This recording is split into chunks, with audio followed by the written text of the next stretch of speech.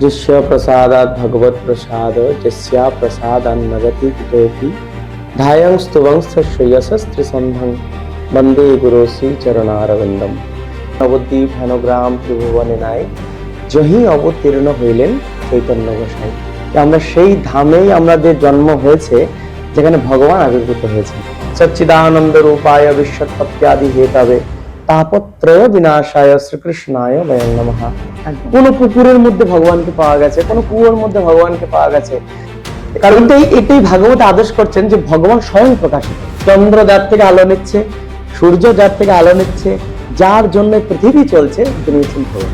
আজ থেকে 10 বছর 15 বছর চলে যাবে, সেই ভগবানকে দেখেই আমি একই আনন্দ অনুভব করি। অনেক বড় বড় ঘরের ছেলেরা, অনেক বড় বড় চাকরিবান ঘরের মানুষেরা, তারা কি কারণে সমস্ত কিছু ছেড়ে দিয়ে এই বৃন্দাবনের পথে পথে ঘুরে বেড়াচ্ছে। যাকে পেলে আর কিছু পাওয়ার থাকে না, আমি কোথা থেকে এসেছি এবং আমার এই সংসারের যন্ত্রণাগুলো আমাকে কেনই বা জ্বালাতন করছে। তো উৎপত্তি করছেন, পালন করছেন, আর কি করছেন? ভগবান জগৎকে কোনো কিছু শিক্ষা দিলেন এখান থেকে। তাহলে প্রকৃত প্রেম বলতে আমরা কি বুঝবো? সেটা কি মানুষের সাথে কখনোই সম্ভব না, নাকি একমাত্রই ভগবানের সাথে সম্ভব? যে প্রেম একে অপরের সঙ্গে যুক্ত, সেই প্রেম বন্দী। আর যে প্রেম আপনি সর্ববিশ্বে করুন, এটাই মুক্তি। ভগবান নাই যখন বলছেন, তার মানে আপনারা বিশ্বাস করেন ভগবান আছেন, তাই আপনারা বলছেন ভগবান নাই।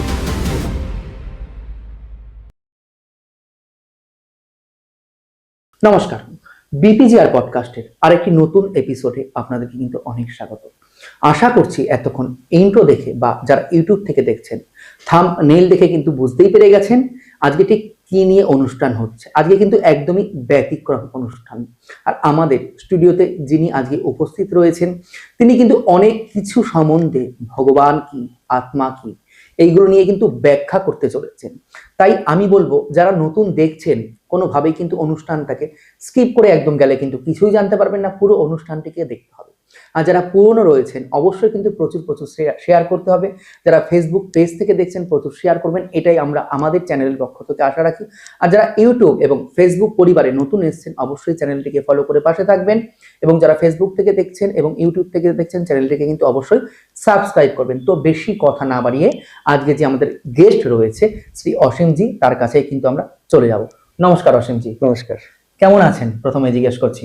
আচ্ছা, এই যে আসছেন আমাদের স্টুডিওতে বা বিপিজিআর পডকাস্টের আমাদের অনুষ্ঠানে, কেমন লাগছে আপনার প্রথমে এসেই? খুব ভালো লাগছে। আচ্ছা, আর তুমি তো আমার অনেকদিন আগে থেকে পরিচিত। একদম আপনাকে এই স্টুডিওতে পেয়ে আমার আজকে ভীষণ আনন্দ লাগছে, বিশেষ করে ভগবান সম্পর্কে জানতে পারবো, কারণ তাকে তো জানার কোনো শেষ হয় না আমার মনে হয়। তবুও মানে কি বলবো, যতখানি জানা যায় এই হলো বিষয়।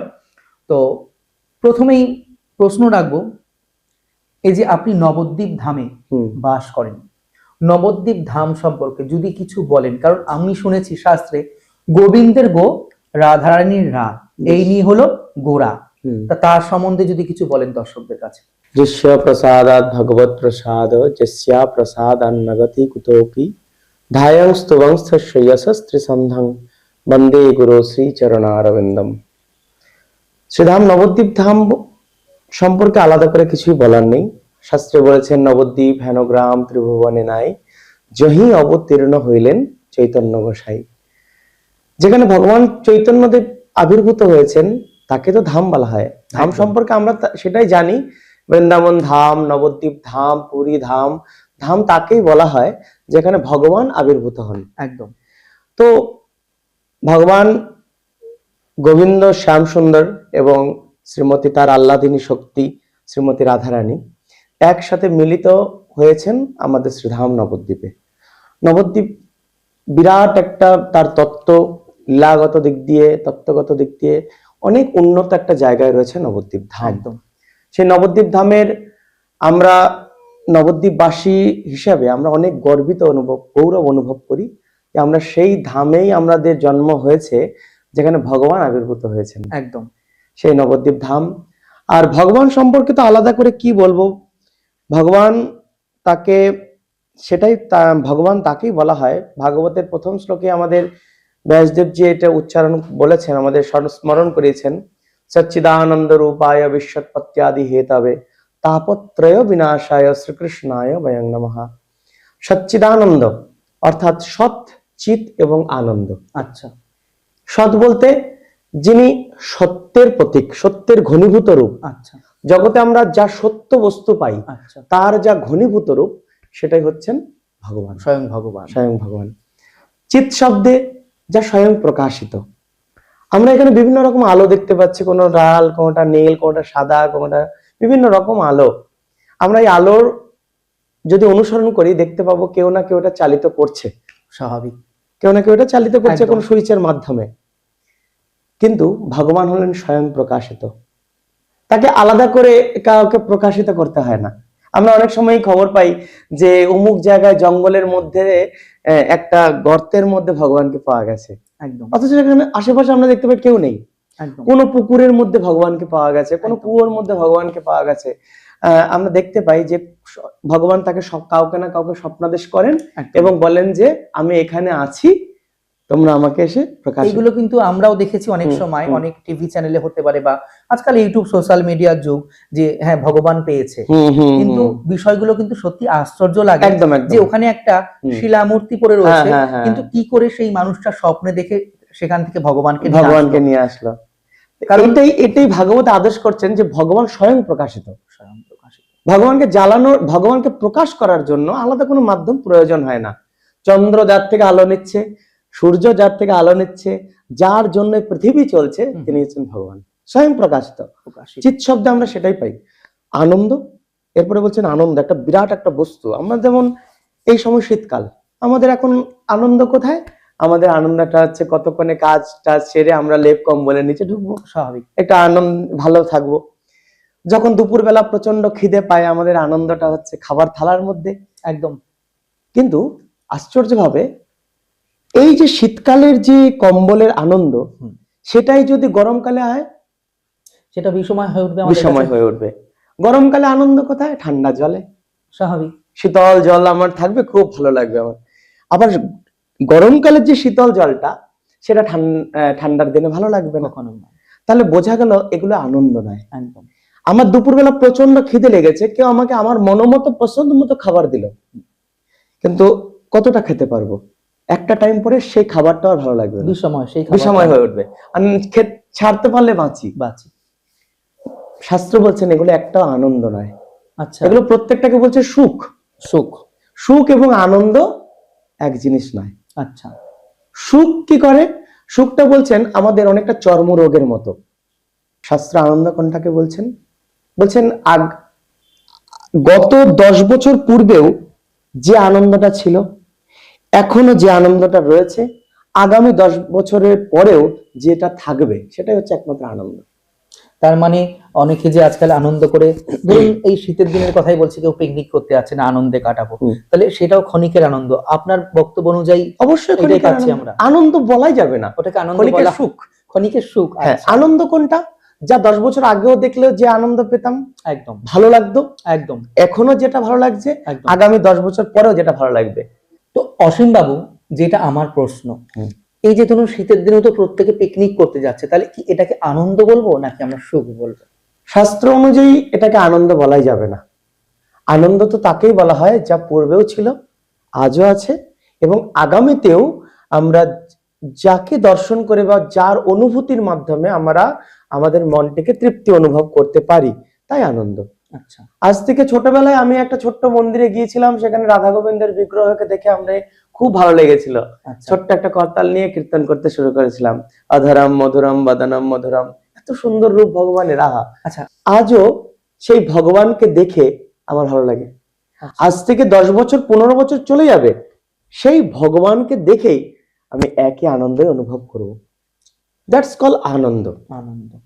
আচ্ছা, আমি শুনেছি আপনি মানে প্রোগ্রাম করেন অনেক জায়গায়। আচ্ছা, তো এই যে অধরম মধুরম, আপনি যে লাইনটা বললেন, যদি একটা লাইন দর্শকদের উদ্দেশ্যে শোনান খুব ভালো হয়। ভগবানের রূপের বিশ্লেষণ করেছেন এই অধরম মধুরম শব্দটির মাধ্যমে। আপনার কণ্ঠে একটু সঙ্গীতের মাধ্যমে শোনান, একটা দুই এক লাইন যদি শোনান। বেশ। এই পুরো ভজনটিতে, এই আধারম মাধারম এই ভজনটিতে পুরো ভগবানের বিশ্লেষণ করেছেন তিনি কেমন। আধারম মধুরম বদনম মধুরম নয়নম মধুরম হসিতম মধুরম হৃদয়ম মধুরম গমনম মধুরম মধুরাধিপতের অখিলম মধুরম মধুরাধিপতের অখিলম মধুরম। বাহ।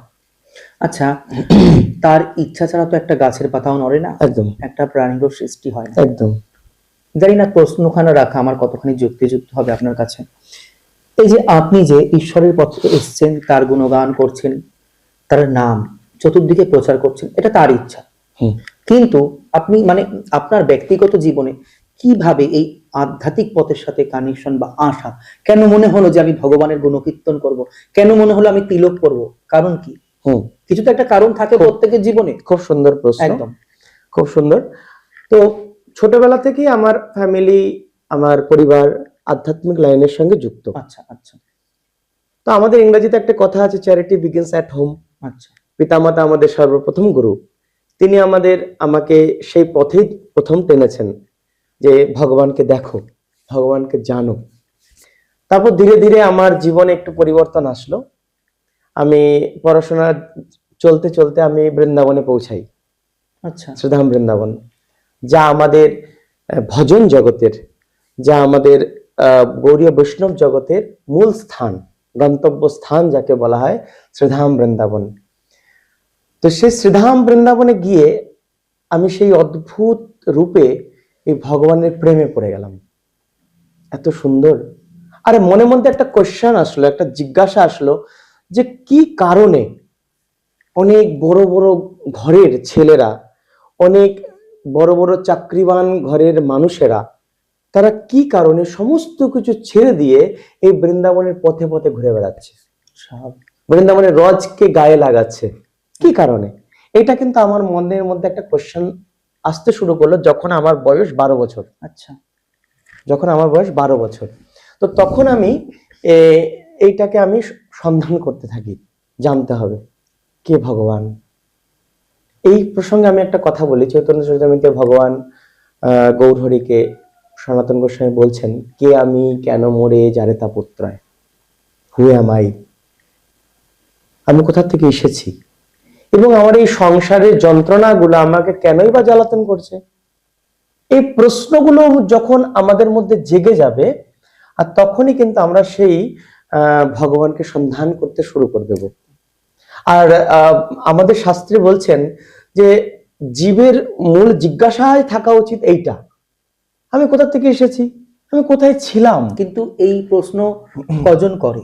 এই প্রশ্নটা কজন? জন্মের পর থেকে তো জাগতিক সুখে আমরা প্রত্যেকেই মানে কি করে ভোগ করব, সেটা অর্থের দিক দিয়ে হতে পারে, সেটা শারীরিক, সেটা খাদ্য দিক দিয়ে। কিন্তু এই যে আপনি যে একটা বিরাট বড় কথা বললেন, দর্শকরাও শুনতে পাচ্ছে যে মানে কি করে আমি কোথা থেকে এসেছি, আমার কাজই বা কোথায়, আমার কাজই বা কি।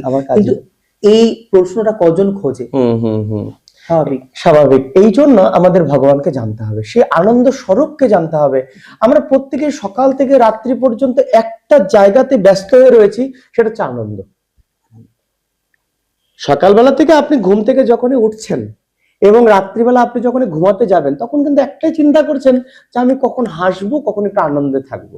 ঠিক, শাস্ত্র এটাই বলছেন, তুমি আনন্দকে খুঁজতে চাও, চেতনা চৈতন্যময়ী দাও গো চৈতন্য করে। আমাদের যে বিভিন্ন রামপ্রসাদে বা বিভিন্ন প্রত্যেকেই কিন্তু আনন্দ অনুসন্ধানই করছেন।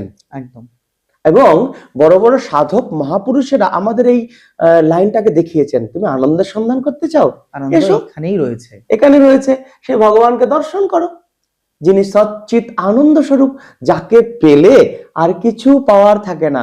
পূর্ণমদঃ পূর্ণমিদং পূর্ণাৎ পূর্ণমুদচ্যতে পূর্ণস্য পূর্ণমাদায় পূর্ণমেবাবশিষ্যতে। যা পূর্ণ এবং যার থেকে কিছু নিলেও তিনি পূর্ণ থাকেন।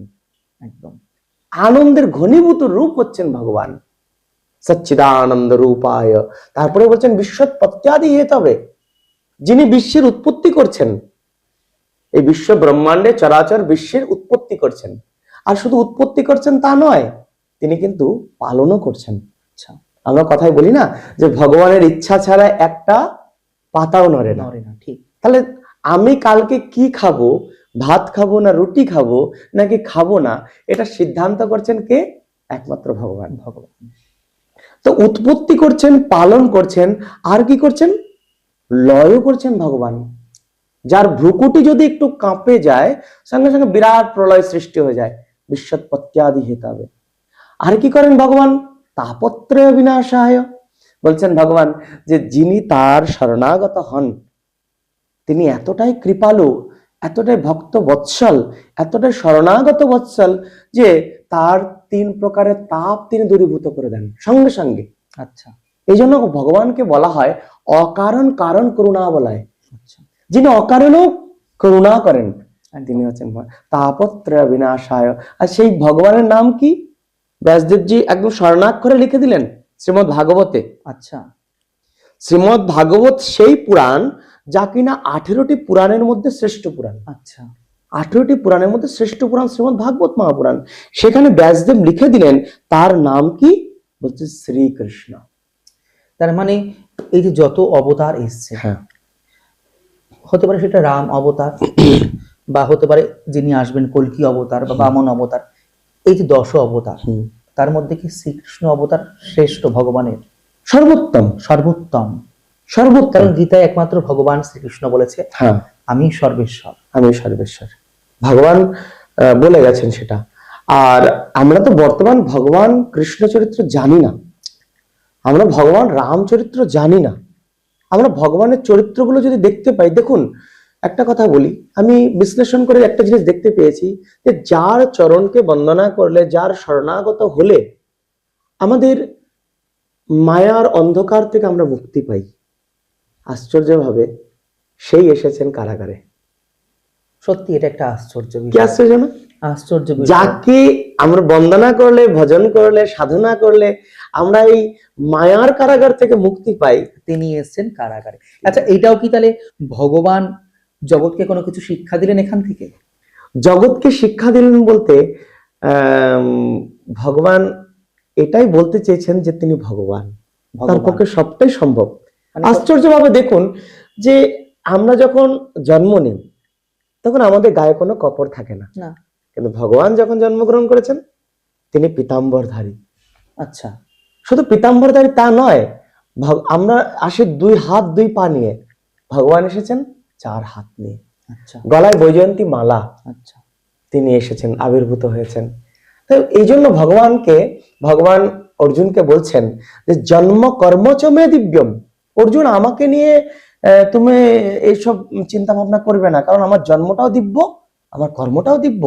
আচ্ছা, যে বিষ আমাদের জিভে লাগার সঙ্গে সঙ্গে আমরা সঙ্গে সঙ্গে দেহ ত্যাগ করি, ভগবান সেই বিষকে পান করলেন। আচ্ছা, কিন্তু এখানে একটা প্রশ্ন থাকছে, ভগবানই তো সর্বেশ্বর, কিন্তু তার উপরেও অভিশাপ কাজ করেছিল, গান্ধারীর অভিশাপ। যখন তিনি শুধু গান্ধারীর নয়, অনেক অভিশাপ তার উপর কাজ করেছিল। তার মানে তিনি চোর অপবাদও নিয়েছিলেন। ভগবান যখন মানব রূপে অবতীর্ণ হন, মানে আমাদের যেরকম শোক দুঃখ জ্বালা আছে, তিনিও কি ভোগ করেন এরকম কোনো কিছু, নাকি সবটাই তার লীলার মধ্যেই থাকে? এটা নাকি জগৎকে শিক্ষা দেন? ভগবানের ভগবত্তা শক্তি তো, তিনি যখন নর বালক রূপে এসেছেন তিনি সেই সামাজিক নিয়ম কানুন সবকিছু মেনেছেন। আশ্চর্যভাবে দেখুন যে ভগবান তার যে বৃন্দাবন লীলা সেটা সমাপ্ত করেছেন 9 বছর বয়সে। আচ্ছা, আমরা এখন বর্তমান জগতে, আমি যুবক সমাজের প্রতি একটা বার্তা দিতে চাই যে আপনারা অনেকেই বলেন যে ভগবান করলে লীলা আর আমরা করলেই এইসব ধরে ধরে মারামারি কেন হবে। দেখুন একটা কথা বলে দিই যে ভগবান সম্পর্কে যদি জানতে হয়, যদি আপনি ভগবান কৃষ্ণ সম্পর্কে জানেন, তাহলে আপনি একটা জিনিস দেখবেন যে ভগবান যখন রাস লীলা করেছেন তখন তার বয়স ছিল মাত্র 9 বছর। আর ভগবান যে গোপীদের নিয়ে বা যে কন্যাদের নিয়ে, ব্রজ কন্যাদের নিয়ে রাসটি করেছেন তাদের বয়স ছিল মাত্র 6 বছর বয়স। আচ্ছা, তা আপনি বলুন, আপনার ঘরের একটি 9 বছরের ছেলে আর আপনার পাশের বাড়ির একটি 6 বছরের মেয়ে, দুজনা বাড়িতে বসে যদি একসাথে দোল খায়, তাহলে আপনি তার সম্পর্কে কোনো বাজে মন্তব্য করতে পারেন? এটা তো স্বাভাবিক, মানে একদমই তারা বালক বা বালিকা, আমাদের সমাজে তো এটাই বলে, একদম ওরা খেলার ছলে খেলছে, একদম, এই তো একদম, স্বাভাবিক।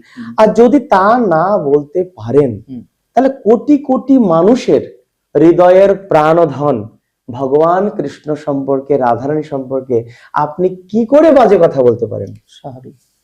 এটা এটা যে জানে না, সেটা অজ্ঞ মূর্খের মতো কথা বলে। আচ্ছা, কথা যখন উঠলো এই যে লীলা নিয়ে কথাটা, এখানে আমার একটা প্রশ্ন থাকছে, তাহলে প্রকৃত প্রেম বলতে আমরা কি বুঝবো? সেটা কি মানুষের সাথে কখনোই সম্ভব না, নাকি একমাত্রই ভগবানের সাথে সম্ভব? দেখুন, প্রেম একটা পবিত্র জিনিস। প্রেম একটা পবিত্র, একদম পবিত্র জিনিস। প্রেম বলতে আমরা কি বুঝি? একে অপরকে ভালোবাসি, তাই তো বুঝি। আমাদের সামাজিক নিয়ম অনুসারে তুমি ছাড়া বাঁচি না, তুমি ছাড়া বুঝি না, একদম তুমি সব, মানে যেটা আমরা দেখছি একে অপরকে, এই একে অপরকে যে আমরা ভালোবাসি, এর বাইরে কিন্তু সেই রকম ভালোবাসি না অন্য কাউকে। আবার দেখছি, মানে এরকম আমরাও দেখেছি বা দর্শকরাও দেখে হয়তো, যে একে ছাড়া মানে আমি বাঁচবো না, এরকম বলে। বিয়ে হলো 2 বছর বাদে আবার দেখা গেল সেই সম্পর্ক কোনো টাইমে একটা জায়গায় এসে ফাটল ধরে গেল, ভালোবাসার মোড় ঘুরলো, অর্থাৎ সেই পুরুষ হয়তো অন্য নারীতে আসক্ত হলো, অথবা দেখা যাচ্ছে সেই নারী অন্য পুরুষে আসক্ত হলো। তাহলে এখানে প্রেম বলা একদমই না, এটাকে প্রেম বলছে না। আমাদের সাধকদের জীবনে আমরা দেখেছি যে আমাদের নবদ্বীপে ছিলেন বিখ্যাত পণ্ডিত তথা সাধক শ্রীযুক্ত নিশীথ কুমার গোস্বামী প্রভুপাদ। আমি তাকে দেখেছি, খুব ছোটবেলা থেকে তার সঙ্গ করেছি, আমি তাকে দাদু বলে ডাকতাম। তো তিনাকে দেখেছি, তিনি প্রত্যেকদিন সকালে উঠে ওই অল্প একটু চাল রেখে দিতেন পাখির জন্য, খাবার রেখে দিতেন গোমাতার জন্য, সবার জন্য তিনি আলাদা আলাদা আলাদা করে খাবার রেখে দিতেন। সবাইকে তিনি ভালোবাসতেন। সাধু তো এমনই হবেন, প্রেমটা তো এমনই হবে। প্রেম যদি একে অপরের, যে প্রেম একে অপরের সঙ্গে যুক্ত, সেই প্রেম বন্দী। আর যে প্রেম আপনি সর্ববিশ্বে করুন, সেটাই মুক্তি। একই প্রেম যখন অপরের সঙ্গে, সেটা বন্দির কারণ। আর একই প্রেম আপনি সর্বজগতে করুন, ঈশাবাস্য মিদং সর্বম, ভগবানকে দর্শন করে সর্বত্র আপনি প্রেম করুন, ভালোবাসুন, সেই প্রেম কি মুক্তির কারণ? সেই প্রেমটা মুক্তির কারণ। বাহ, অনেক কিছু জানতে পারলাম। আচ্ছা, এবার বৃন্দাবন নিয়ে যখন কথা উঠলো, মানে দেখুন, এই আধ্যাত্মিক বিষয় আলোচনা তো একটা পডকাস্ট অনুষ্ঠানে কখনোই শেষ করা সম্ভব নয়। আমি চাইবো আপনি আবারও আসবেন আমাদের স্টুডিওতে, কিন্তু আরো যতখানি সময়ের কাছে প্রত্যেকে বাধা, যতখানি সম্ভব আমরা প্রশ্ন উত্তরের মধ্যেই থাকবো। এই যে বৃন্দাবন, আমি শুনেছি, যতদূর আমার জানা, জানি না কতখানি সত্যি, যে গোলক থেকে নাকি বৃন্দাবন উঠে এসছে। কারণ যখন আমি যতদূর জেনেছি, যখন দাপর যুগে কিছু অরাজকতা চলছে, সেই টাইমে ব্রহ্মা বিষ্ণু মহেশ্বর 3 জনেই গেছেন গোলকে। এটা আমার শোনা কথা, জানি না কতখানি এটা সত্য, সেই জন্যই প্রশ্নটা রাখছি। তো সেখানে গিয়ে গোবিন্দকে বলছেন ব্রহ্মা বিষ্ণু মহেশ্বর মিলে যে তাড়াতাড়ি যেতে হবে।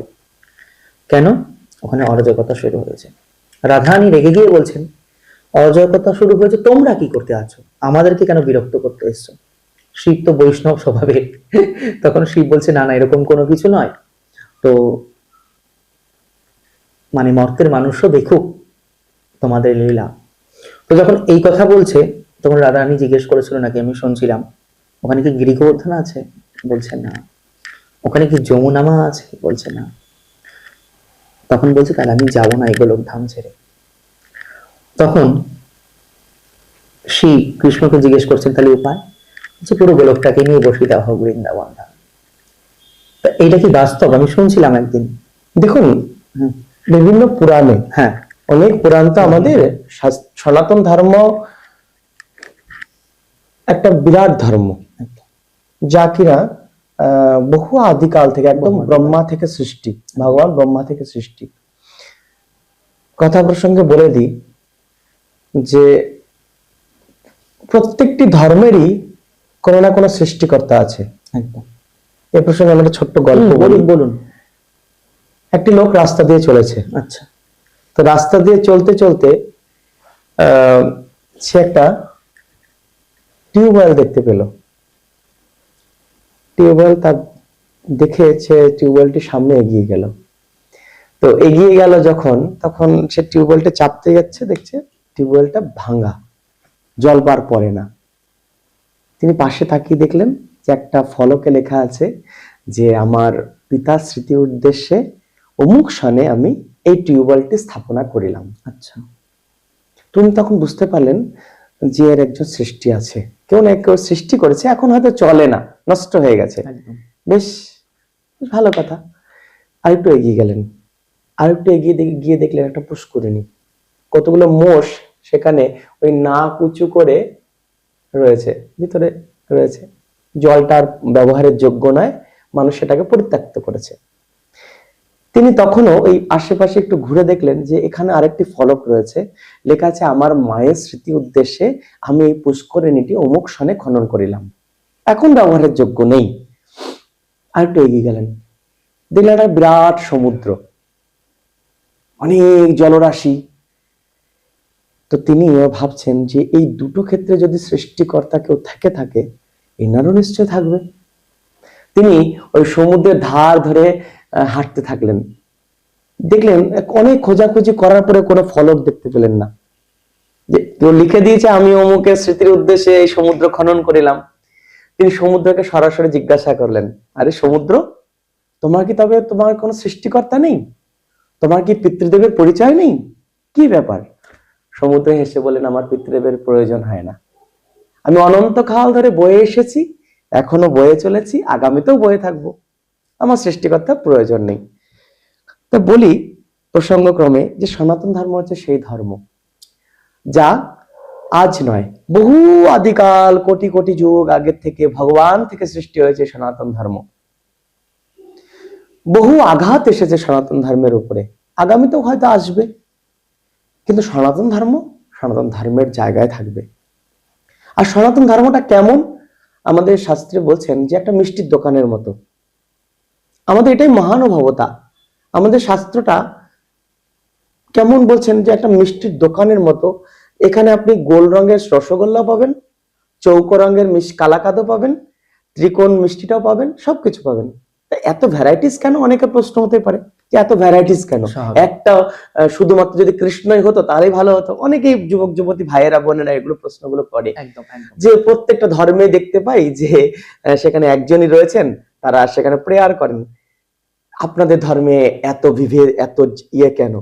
এত কিন্তু আমরা বলি যে শাস্ত্র অনুযায়ী ডিফারেন্ট কিছুই নয়, সবই এক, সবটাই একই। আপনার গোল রসগোল্লা ভালো লাগে, আপনি রসগোল্লা খান। আমার কালাকাঁদ ভালো লাগে, আমি কালাকাঁদ খাই। উনার ত্রিকোণ সন্দেশটা পছন্দ, সেটা উনি খান। কিন্তু যিনি মিষ্টিটা তৈরি করছেন তাকে যদি জিজ্ঞাসা করা হয়, ভাই কোনটা টাটকা, সে বলবে যে রসগোল্লাটা টাটকা নয়, অমুকটা টাটকা, কখনোই নয়, কখনো বলবে না। সে কি বলবে? যে এখনই বানানো, এখনই টাটকা। ঠিক তেমনি প্রত্যেকটা ছানা আর এই চিনি দিয়েই তৈরি। আপনি যাই খান না কেন, ওই গোলই খান, ত্রিকোণী খান, চৌকোণী খান, ঠিক তেমনি আমাদের যিনি রাধারানী, তিনি কালী, তিনি চণ্ডী, তিনি কৃষ্ণ, সব এক জায়গায় ঠিক। বিভেদ করি কারা? আমরা। শাক্ত যাকে কালী বলে আমরা, হ্যাঁ একদম। বৈষ্ণব তো তাকেই রাধা বলে। একদম একদম একদম। শক্তি শক্তিমান অভেদাত, তিনি রাধা। একদম।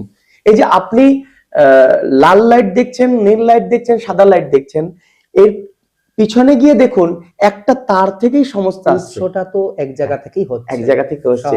তো সেই জন্য আমাদের অনেক পুরাণ, অনেক পুরাণ, ভ্যারাইটিস পুরাণ আমাদের। তো প্রত্যেকটি পুরাণেই বিভিন্ন কথা উল্লেখ আছে। এই পুরাণে এটা আছে, ওই পুরাণে ওটা আছে, ওই পুরাণে। তো এই গোকুল বা বৃন্দাবন সম্পর্কে যে কথাটা আপনি বললেন, একদম সেটা হয়তো কোনো পুরাণে আছে। অনেকে এই এরকম ব্যাপারে বিশ্লেষণ করেন না। আসলে আমরা তো আজকাল প্রত্যেকেই রিলস বা ইউটিউব শর্টস প্রত্যেকেই দেখি, এবং ধর্মকথা আমিও কিছু মাঝে মাঝে শুনি, জানার চেষ্টা করি। তো সেখান থেকে দেখছিলাম এই জিনিসটা, তো তখন আমার মনে হলো যে প্রশ্নটা আপনাকে করি, এই বিষয়ে যদি আপনি কিছু ব্যাখ্যা দেন দর্শক। কিন্তু মূল যেটা, সেটা ভগবান যখন মনে করেন যে আমি ধরাধামে যাব, পৃথিবীতে যাব। তো তিনি চিন্তা করলেন যে আমার লীলাক্ষেত্রের জন্য একটা ভূমি প্রয়োজন। যেই মাত্র তিনি সংকল্প করলেন, চিন্তা করলেন, সঙ্গে সঙ্গে লীলাক্ষেত্র প্রস্তুত হয়ে যায়। আচ্ছা, যেমন রাষ্ট্রপতি আসছেন, মনে করুন রাষ্ট্রপতি আসছেন, রাষ্ট্রপতিকে কি মুখে ঘোষণা করতে হয়? না, ঘোষণা করতে হয়। ব্যাখ্যাটা কিন্তু যেই মাত্র উনি বলবেন যে আমি যাব অমুক জায়গায়, বাস 1 মাস আগের থেকে সেখানে মিলিটারি ক্যাম্প বসে যাবে। একদম স্বাভাবিক। সুতরাং ভগবান যখন আসবেন তার জন্য আলাদা কোনো বাধার প্রয়োজন হয় না, কোনো কিছুরই প্রয়োজন হয় না। ভগবান আসবেন মানে আসবেন। সেখানে সঙ্গে সঙ্গে যমুনা সৃষ্টি হয়ে যায়, গিরিরাজ সৃষ্টি হয়ে যায়, সেখানে সমস্ত বৃন্দাবনের যে লীলা ক্ষেত্রগুলো সেগুলো প্রস্তুত হয়ে যায়। অনেককেই দেখি যে ভগবান মানি না, ভগবান বিশ্বাস করি না। তো সেক্ষেত্রে আবার অনেক মহাত্মার শরণাপন্ন হলে তার ভেতর ভক্তি জন্ম হয়, বা ভগবান কি, ভগবানের কৃপা বা মহাত্মার শরণাপন্ন হওয়াতে তার সংস্পর্শে এসে সেই ব্যক্তি বুঝতে পারে, তাই তো? তিনি যতক্ষণ কৃপা না করছেন তার তো তাকে স্মরণ করা কোনোভাবেই সম্ভব হচ্ছে না। তো যাদের মনে ভক্তি নেই, ঠিক তাদেরকে কিভাবে ভগবান পথে আনা যায়? এটা আমার বাড়িতে হতে পারে যে আমার বাড়িতে আমি ভগবানকে ভালোবাসি, তো আরেকজন বাসছে না। আমরা নর্মালি দেখি কি, হয়তো কোনো সংসারে স্ত্রী খুব ঠাকুর ভক্ত, ভগবানকে মানছেন, কিন্তু স্বামী সম্পূর্ণ অন্য পথে চলে গেছে। তো সেক্ষেত্রে তো স্ত্রীর প্রচুর জ্বালা, কারণ তিনি চাইছেন সৎভাবে জীবন যাপন করছেন, কিন্তু স্বামী দেখা গেল একদমই অন্যভাবে করছেন। তো সেক্ষেত্রে তাদের উদ্দেশ্যে কি বার্তা দেবেন আপনি, যে কিভাবে তাকে সৎ পথে আনানো যায়? দেখুন, আমি এই প্রসঙ্গে বলি যে আমরা অনেকেই আস্তিক নাস্তিক শব্দটা ব্যবহার করি। একদম, কেউ আস্তিক, কেউ নাস্তিক। কিন্তু আমাদের শাস্ত্র অনুযায়ী নাস্তিক বলে কিছুই হয় না। আচ্ছা, নাস্তিক বলে কোনো কিছুই হয় না। কারণ আমাদের একটা সুন্দর এখানে উদাহরণ দিচ্ছেন যে নাস্তিক সে বলে ভগবান নেই, যে আস্তিক সে বলে ভগবান আছে। ভগবান আছে এটা শাস্ত্র সিদ্ধান্ত, শাস্ত্র বলেছেন ভগবান আছেন মানে ভগবান আছেন। সাধু মহাপুরুষরা বলে গেছেন ভগবান আছেন মানে ভগবান আছেন। এটা আমরা সিদ্ধান্তের অটল যে ভগবান আছেন, ভগবান আছেন বলেই বিশ্ব চরাচর চলছে। এবার আসি নাস্তিকদের প্রসঙ্গে, যারা বিভিন্ন ভাবে বলেন যে ভগবান বলে কিছু নাই, যা আছে সব বিজ্ঞান, যা আছে এটসেট্রা এগুলো। তো তাদের উদ্দেশ্যে বলি, তার মানে আপনারা বিশ্বাস করেন ভগবান আছেন। ভগবান নাই যখন বলছেন তার মানে আপনারা বিশ্বাস করেন যে ভগবান আছেন, তাই আপনারা বলছেন ভগবান নাই। সূর্য এখানে নেই, তার মানে কোথাও আছে, তিনি বিশ্বাস করছেন না। আপনি হয়তো বিশ্বাস করতে না পারেন, আর আপনি বিশ্বাস করুন বা না করুন তাতে জগতের কি এসে গেল? তাতে কোনো এসে গেল না। বায়ু বইছে, আমরা আজ পর্যন্ত কেউ চোখে দেখি না, কিন্তু গাছের পাতা নড়ছে, এটা বুঝতে পারছি যে ওইটাই বাতাস যাচ্ছে। একদম। সুতরাং ভগবান নাই যখন আপনি বলছেন, তার মানে আপনার সফট মাইন্ডটা বিশ্বাস করে যে ভগবান আছেন। আপনি বিবেক দিয়ে বিশ্বাস করেন ভগবান আছেন, তাই আপনি বিরোধিতা করছেন, তাই না? তার মানে আপনিও নাস্তিক নন, আপনিও আস্তিক। ঠিক আছে? তো সেই জায়গায় যিনারা আমি বলবো ভগবান বলে কিছু বিশ্বাস করেন না, ভগবান বলে আপনি একদম নিশ্চুপে থেকে একটু নিজেকে চিন্তা করুন, একটু নিজেকে ধ্যান করুন, একটু নিজেকে জানুন। বাস, আমাকে বলতে হবে না, আপনি বুঝে যাবেন যে ভগবান আছেন কি নেই। দিনের শেষে আপনাকে এটা মানতেই হবে যে ভগবানের ভক্তি ছাড়া, ভগবত ভক্তি ছাড়া মানব কল্যাণ কিছুতেই সম্ভব নয়। কারণ আমাদের শঙ্করাচার্য বলে গেছেন যে আমরা যতটাই মৃত্যু জন্ম মৃত্যু জন্ম মৃত্যু জন্ম মৃত্যু এই চরাচর সংসারে আসছি যাচ্ছি, কখন এর থেকে মুক্তি পাবো? যখন এর থেকে ছিটকে গিয়ে আমরা ভগবানের কাছে চলে যাব। চক্রাকারে পরিবর্তন, এই সংসার চক্রের মধ্যে ঘুরে চলেছি, জন্ম মৃত্যু জন্ম মৃত্যু জন্ম মৃত্যু জন্ম মৃত্যু। কখন আমরা তার মুক্তি পাবো এই চক্রের থেকে? যখন আমরা এই চক্রের থেকে ছিটকে গিয়ে ভগবানের শরণাপন্ন হব। আর যতদিন আপনি শরণাপন্ন না হচ্ছেন, যতদিন আপনার মধ্যে ভক্তিভাব না আসছে, যতদিন ভগবানের প্রতি শরণাগতি না আসছে, ততদিন আপনাকে ঘুরতেই হবে। আচ্ছা, এই যে ভক্তি, দশ ইন্দ্রিয় ষড়রিপু যতক্ষণ আমরা বশীভূত না করছি তার চরণে যাও, অর্থাৎ যখন নৌকা বিলাস করলেন ভগবান, বলছে তোমাদের 16 আনা দাও না। 16 আনা বলতে এখানে অর্থের কথা তো তিনি বোঝাতে চাননি, দশ ইন্দ্রিয় ষড়রিপু। তাহলে এই দশ ইন্দ্রিয় ষড়রিপুকে কি করে আমরা বশে আনতে পারি? ধ্যান। এটা একটাই উপায়, মেডিটেশনের দ্বারা সম্ভব। একদম মেডিটেশন। এটা আপনাদের চ্যানেলেও বারবার বলেছেন অনেক সাধক পুরুষেরা, সাধক ঋষিরা, এবং আপনি নিজেও এই ব্যাপারে অনেক অভিজ্ঞ, আমার থেকে অনেক বেশি অভিজ্ঞ, যেহেতু আপনি এই জগতে রয়েছেন। সুতরাং এটা বলাই বাহুল্য আপনাকে বা সকলকে আমি বলছি, ধ্যান ছাড়া কোনো মুক্তি নাই।